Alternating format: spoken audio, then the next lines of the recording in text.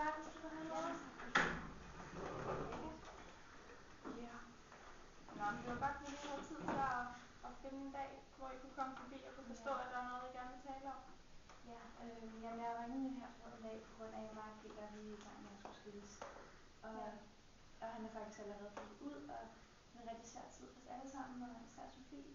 Så det var også bare, så du vidste, at der kunne være nogle dage, hvor Sofie var ked af det, og hun går og tænker om sig på en anden tid. Ja. Og så har mig og Sofie også snakket om, at det kunne være rigtig godt at få sagt det til klassen, så hun ikke selv skal gå og tænke på det hele tiden selv. Ja. Ja, så du er lidt ked af det lige nu, det kan jeg godt forstå. Ja. Hvad med, har du været hjemme og besøgt din far, da han er flyttet? Ja. Og har du fået et værelse og... Der er ikke rigtig plads hjemme i Annas lejlighed. Okay, hvem er Anna? Det er Peters nye kæreste. Okay. Og det er du har kun mødt Anna nogle få gange så? Ja, én gang. Okay. Men har I ellers fået en ordning over, hvordan Sofie skal komme? Nu er det helt nyt og sådan noget, men det kommer til at foregå hjemme hos mig og hos Sofie. Ja. God idé. Vil du gerne have, at vi skal fortælle det til klassen, så de ligesom er klar over, at der er sket det med dine forældre, og så kan de måske også lidt bedre forstå, hvis du en dag bliver lidt ked af det?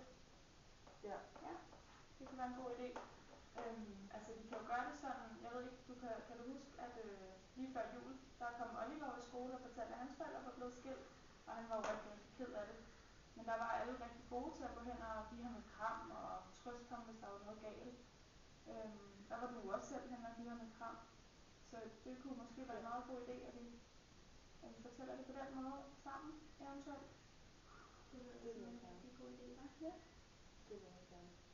Er det noget, du selv vil fortælle, eller skal jeg stille mig op og gøre det, eller hvad vil du have det bedst med? Jeg vil ikke sige det selv. Nej, okay. Jamen altså, vi kan jo godt gøre det sådan, at vi gør det på mandag, og så kommer du op til mig og står ved tavlen, og så kan jeg fortælle dig det, og så kan du bare lige sige til, hvis du bliver lidt ked af det, så er det altså okay at græde, og altså så længe vi siger det til de andre, fordi så kan de sagtens forstå det.